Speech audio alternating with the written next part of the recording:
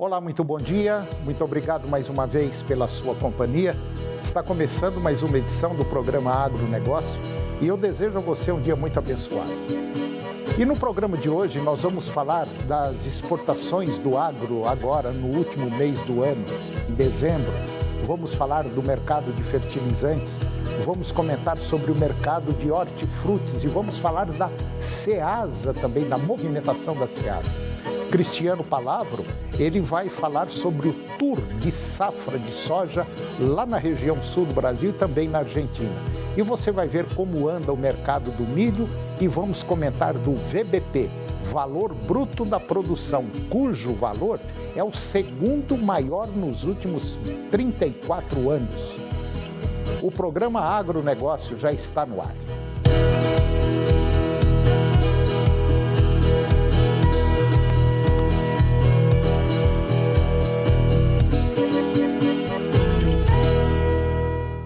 Eu começo o programa de hoje falando sobre as exportações do agro no último mês do ano, mês de dezembro.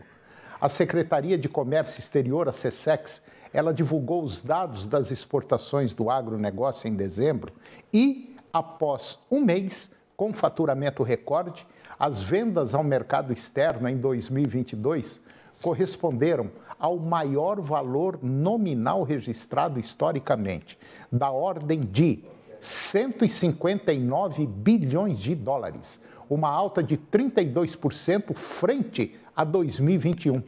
O bom desempenho, ele foi fruto não só do aumento dos preços médios em dólar, dos principais produtos do agronegócio, em comparação com as médias registradas em 2021, mas também do incremento de 13% do valor total de mercadorias embarcadas no último ano, versus 2021.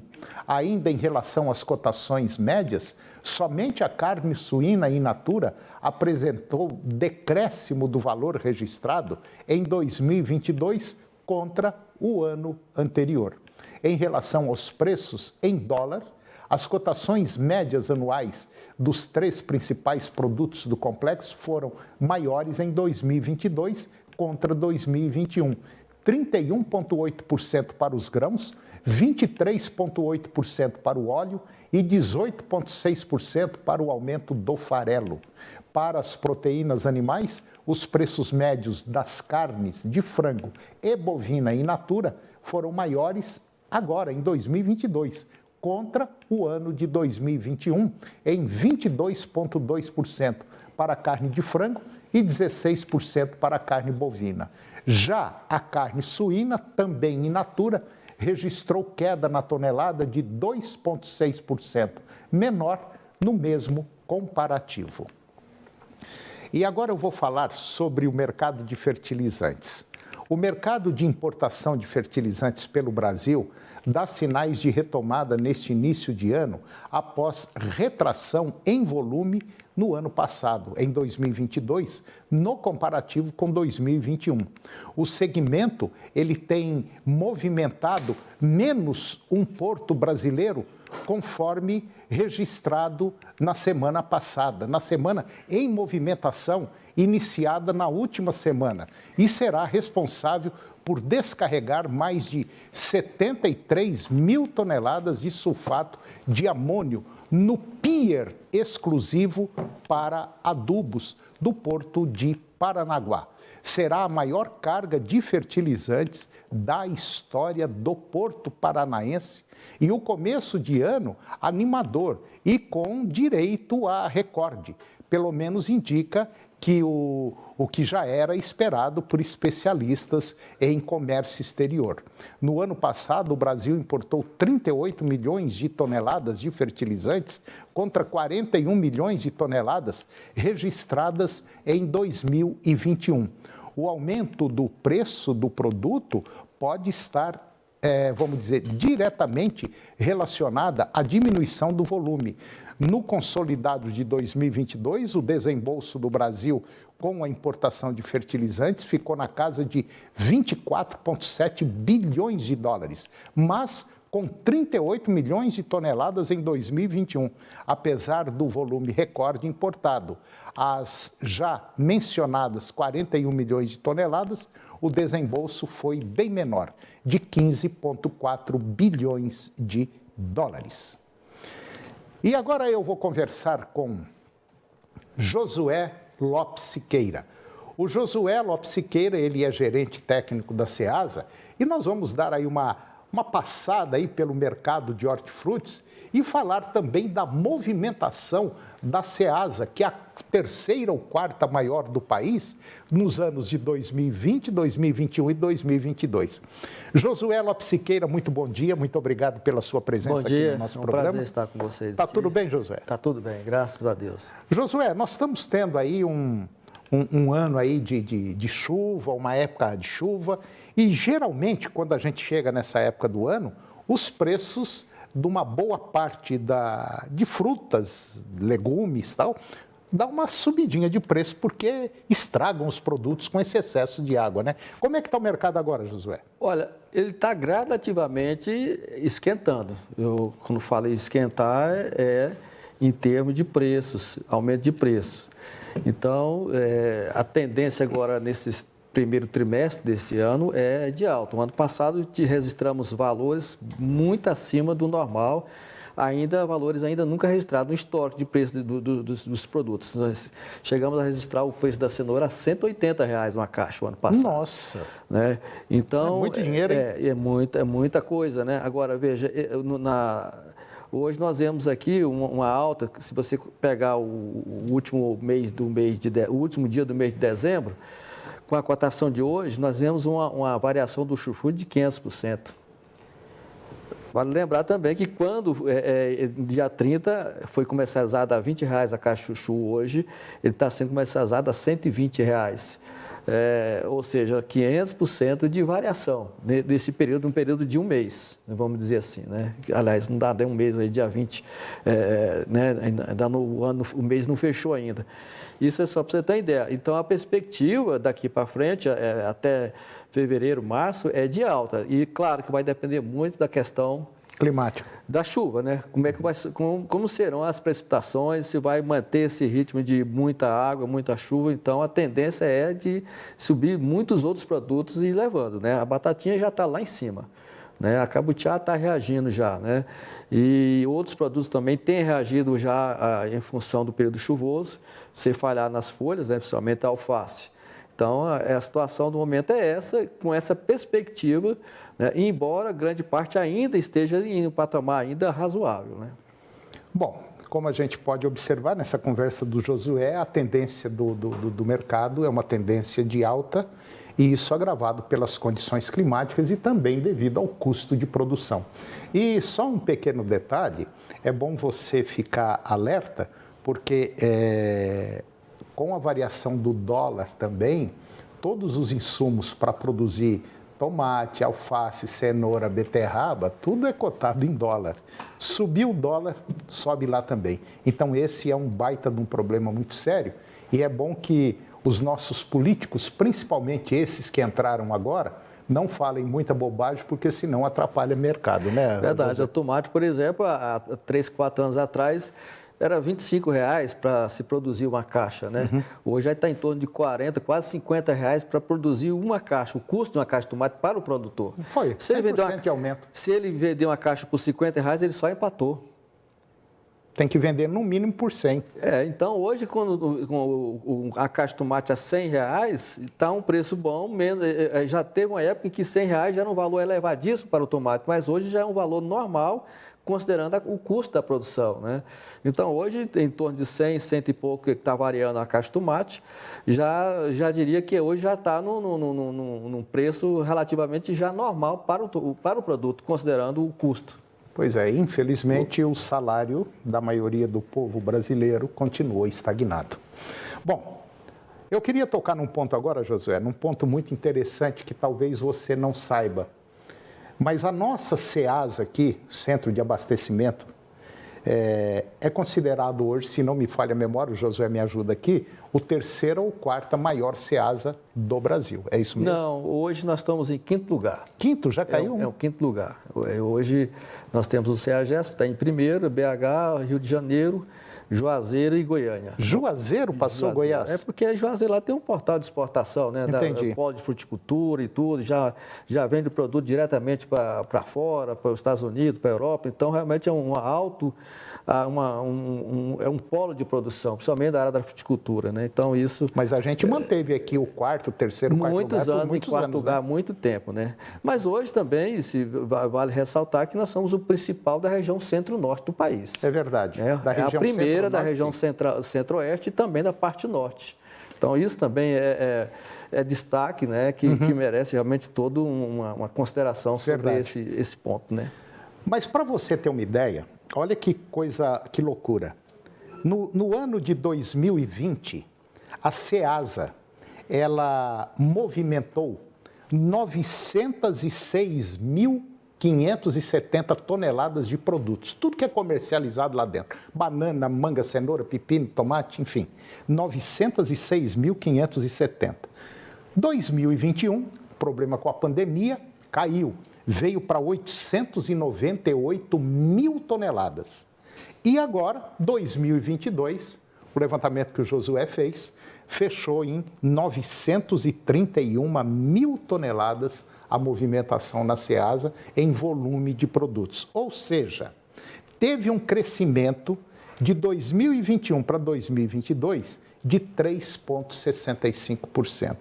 E nesse burburinho todo, a Ceasa faturou em 2022 3 bilhões 353 milhões de reais. É isso mesmo, Josué? É isso mesmo. Esse foi o que o mercado girou dentro da Ceasa. 3,3 bilhões de reais, né? E então, realmente, é um pouco de dinheirinho, né, para girar, né? Ela é um setor do governo, é uma área do governo que gera um dinheiro relativamente razoável, muito razoável. E se você pensar que isso tudo é somente hortaliça, é um negócio fantástico o que gera o Ceasa. É o mercado de hortifruti. Vale lembrar também a influência social em geração de emprego, né? Estimamos aí que mais de 50 mil empregos gerados direto e indiretamente, não somente dentro do mercado especificamente, mas em todo o setor produtivo que movimenta, tudo em função de Ceasa. E eu acredito que essa estima aí talvez já esteja até abaixo, mas eu estimo que em termos de 50 mil empregos indiretos sendo gerados aí em função da Ceasa, né? Muito bom. Josué, e esse trabalho que você fez aqui de levantamento é realmente um trabalho simplesmente fantástico que o goiano precisava conhecer. Josué, mais uma vez, muito obrigado pela sua presença aqui no nosso programa, sempre esclarecedor e com temas aí muito interessantes. Um grande abraço e obrigado, Josué. E depois do intervalo, nós vamos falar sobre o tour da safra de soja no sul do Brasil e também na Argentina. E vamos falar do mercado do milho, vamos comentar do VBP, valor bruto da produção, que é o segundo maior agora dos últimos 34 anos. O programa Agronegócio volta depois do intervalo.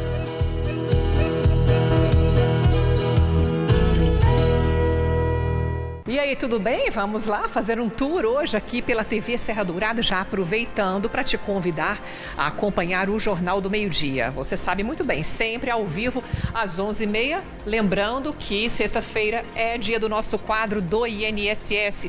Tem alguma dúvida, dificuldade em receber o benefício? Aqui é a nossa redação. Então, manda pra gente a sua participação, 98519-7000.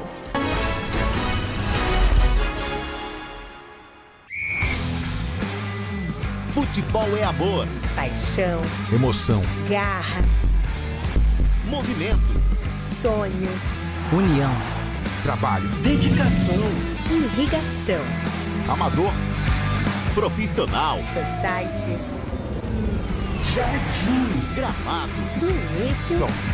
Precisou? É Safra!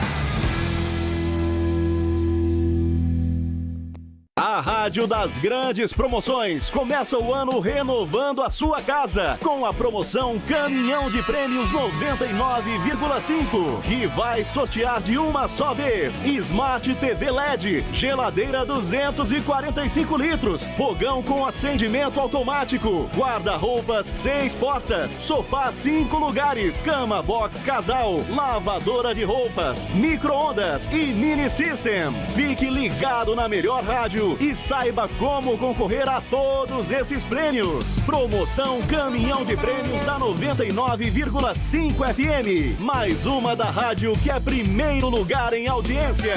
99,5. Canal TV Agro. Apoio Campo Nutrição Animal. Campo é mais que nutrição, é precisão.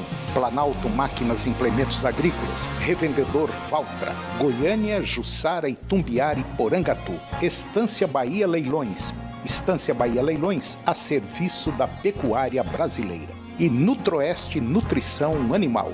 Nutroeste é tecnologia de resultados.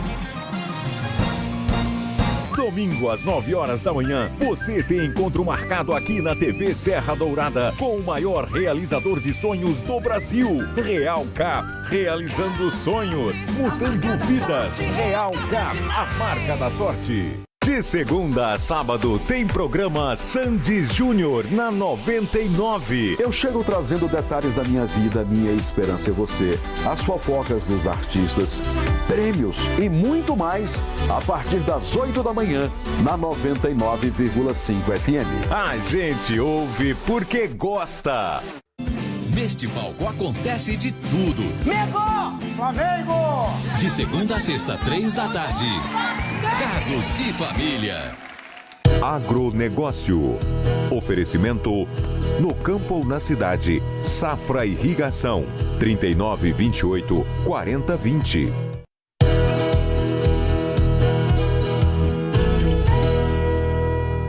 Eu estou de volta e agora nós vamos falar sobre o mercado do milho, principalmente o milho voltado para exportação. E as exportações do cereal começaram 2023 a todo vapor. Em apenas 2 semanas de embarques, o Brasil já enviou para o exterior quase 3 milhões de toneladas. O volume supera em 216 mil toneladas as 2.730.000 toneladas exportadas em todo mês de janeiro de 2022. O desempenho ele é reflexo da boa safra de 2022, encerrada com 112 milhões de toneladas, e da expectativa de safra recorde do cereal em 2023 para 125 milhões de toneladas. Segundo a Conab, no cenário internacional, favorecem vendas brasileiras e o conflito no leste europeu, as dificuldades climáticas em países da América do Sul, especialmente Argentina e Paraguai. Esse conflito entre Rússia e Ucrânia, importante produtor mundial de milho, completa 1 ano e afeta a oferta de grãos e cereais da região. No ano passado, o Brasil assistiu uma surpreendente recuperação das exportações de milho, que terminaram 2022 com 43,6 milhões de toneladas, acima do recorde de 42,7 milhões de toneladas em 2019, e mais do que o dobro dos embarques verificados em 2021, quando foram enviadas ao exterior 20,4 milhões de toneladas. Bom, e agora eu vou conversar com Cristiano Palavro. O Cristiano, ele trabalha na Pátria Agronegócios, ele é analista de mercado, e nós vamos falar de um tema interessante e ao mesmo tempo preocupante, que é o problema da cultura da soja, principalmente na região sul do Brasil, né? Argentina, Paraguai, Rio Grande do Sul, parece que deu um problema sério. Cristiano, bom dia, tudo bom? Bom dia, Antônio. Obrigado aí pelo convite para estar aqui novamente. É um prazer tê-lo aqui. Eu estou sentindo que o mercado da soja agora, a hora que bater o martelo, que passar a régua, ele vai dar aí uma aquecida boa, né? Olha, Antônio, tem dois pontos principais a serem analisados sempre. Existe, sim, um problema de oferta novamente. Novamente, um ano de laninha. e os anos de laninha cada vez mais têm se caracterizado por perdas de produção na região sul do Brasil e na Argentina. A gente sabe que a situação da Argentina é de uma seca muito grave, talvez a mais grave dos últimos anos, talvez a mais grave da história. Não se tinha visto um tempo tão seco por lá e quente, pelo menos desde 2009, onde tivemos um problema grave, e em 1989, onde também tivemos um problema grave. Com o objetivo de olhar isso em loco, Antônio, nós fizemos um tour de safra nos últimos 10 dias, rodamos áreas produtivas em Santa Catarina, Rio Grande do Sul e rodamos por 5 dias mais de 4.000 quilômetros na Argentina. E eu, particularmente, nunca tinha visto uma situação tão delicada. Primeiro ponto, o calor. Nós chegamos a pegar na região de Santiago del Estero, que fica mais no centro-norte da Argentina, temperaturas de 45 graus. Eu nunca tinha visto nada igual, um calor tão excessivo. E por lá já são mais de 3 a 4 meses de chuva abaixo da normalidade, em toda a Argentina. De fato, o que a gente viu? Um atraso muito grande no plantio de soja. Nós encontramos pouquíssimas áreas já entrando em R3, em formação de vagens. Então, a safra está atrasada. Isso traz 2 pontos. O primeiro é que existe uma capacidade de recuperação, apesar de perdas já consolidadas. O estande está afetado, as plantas já estão perdendo bacheiro, muita folha no chão, solo rachado, mas plantas em vegetativo, se recebem chuvas, elas têm capacidade de recuperação e esse é um ponto muito importante de atenção para quem espera realmente altas para o mercado de soja. Um segundo ponto é o que aconteceu com o milho. Lá eles são muito caracterizados por 2 safras principais, uma safra do cedo e uma safra do tarde. A safra do cedo é um verdadeiro desastre. As plantas de porte aí muito baixo, plantas aí que batem na altura da cintura e já estão finalizadas o ciclo. Nossa. Milho seco já, as espigas totalmente mal formadas e um milho em situação calamitosa, realmente calamitosa. Então, as perdas no milho já estão consolidadas e são muito fortes. Na soja, as perdas são grandes, mas podem ficar aquém do que o mercado espera se chuvas retornarem como é previsto. O que a gente viu no sul do Brasil? O centro-sul do Rio Grande do Sul, a situação é também bastante delicada. Chuvas abaixo da normalidade, calor próximo aí dos 35, 36 graus é o que encontramos por lá. Soja perdendo bacheiro, soja formando canivete em situação bem delicada. Quando a gente caminha para o centro-norte do Rio Grande do Sul e Santa Catarina, a situação muda. As chuvas chegaram tarde, mas chegaram. O milho tem perdas? Tem. A soja tem perdas? Pode ter, mas é uma situação bem melhor do que a gente encontrou mais ao sul. Bom, mas é uma situação preocupante que não tem como bater o martelo agora e falar o que vai e o que não vai acontecer, né? De fato, assim, as perdas existem, vão acontecer, tá? É algo consolidado. Só que o mercado, ele sempre vive de expectativas, né, Antônio? Sim, claro. E quando a gente vê temperaturas tão altas, um tempo seco tão prolongado, o mercado às vezes assume o pior. Quando esse pior não vem pela recuperação dos volumes de chuvas, ele pode assumir um caminho contrário. Então, apostar 100% em altas em função desse cenário, a gente tem que olhar o que já está precificado e o que pode ser recuperado dessa precificação que foi feita no passado. Então, o produtor que está colhendo agora é um momento de extrema atenção. O mercado está muito pouco vendido, Antônio. Isso quer dizer que a oferta disponível vai ser muito grande também. Então, será que a Argentina, que produz 1/3 do que o Brasil produz, sozinha, uma quebra lá, é capaz de fazer com que o mercado suba em meio a uma safra recorde aqui no Brasil? É uma pergunta meio complicada essa que a gente vai ter que aguardar para ver o que vai acontecer. Exatamente. Tem muita coisa para ser jogada, mas de fato, novamente, não é um ano de safra cheia. Sem dúvida, é uma safra afetada. Pois é, mas tem um outro ponto que eu tô muito preocupado, que é com a situação americana, que a economia americana também não está uma economia boa, problemas políticos sérios. O Brasil está enfrentando uma situação sui generis, complicada também, que nós não sabemos o que vai virar. Então, tudo é uma incógnita. E nós temos também a União Europeia, né? A Europa, no geral, que também está uma situação crítica, né? Sem dúvida. A gente vê que há uma desaceleração, né, de economias importantes. Quando a gente olha para os Estados Unidos, para a Europa, a gente vê que os Estados Unidos já começam a virar essa curva de uma economia mais enfraquecida, já começam a conseguir combater o problema da inflação. Em termos de quem consome o nosso grão, vamos olhar para a China, por exemplo. A China também não vive o melhor dos seus momentos. Não vive não. A China está super preocupada também. Exato. Já está diminuindo aí a expectativa de consumo de soja e com muita soja saindo aqui do Brasil, é esse o ponto de atenção. Será que a demanda também vai jogar favorável? A gente vai perder oferta, mas não vamos perder um pouco de demanda também?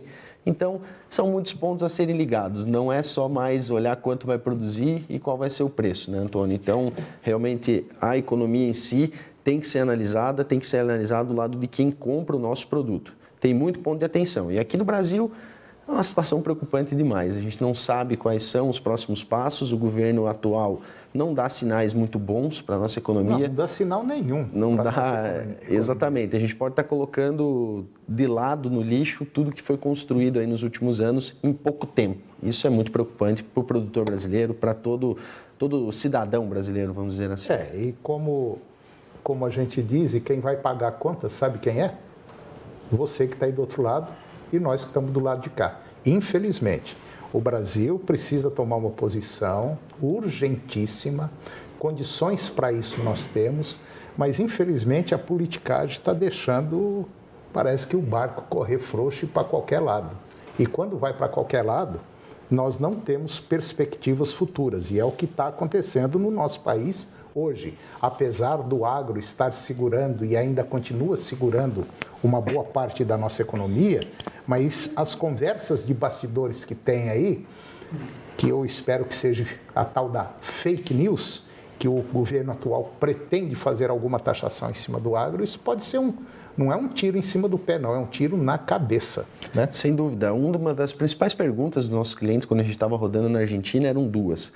Como está a agricultura em termos de avaliação ao governo, retenções, e como está a qualidade dessas propriedades lá? Maquinários, são maquinários novos, não são? Em termos da segunda pergunta, a gente até surpreendeu. A Argentina não tem uma agricultura sucateada, eles têm uma agricultura ainda de ponta, maquinários novos, eles são propriedades grandes, propriedades muito bem estruturadas. Quando a gente conversa com o produtor argentino, o desalento é muito grande. Claro, 2 anos de seca, né? E a questão do governo, a gente está falando em taxas aí que chegam a 33% nas exportações. Não tem. É surreal, né? Então, não, isso não existe. É algo que pode sim chegar aqui ao Brasil, infelizmente. Infelizmente. E se chegar, pode ter certeza absoluta, quem vai pagar a conta é a maioria da população que mora no urbano, ou seja, que mora na cidade. Você vai pagar a conta também, pode ter certeza absoluta, porque o agro, ou seja, tudo tem limite. E o agro também, ele tem um limite. Então eu torço para que esses políticos coloquem a mão na cabeça e não pensem em mexer com o agro, porque se mexer, vai mexer com todo mundo.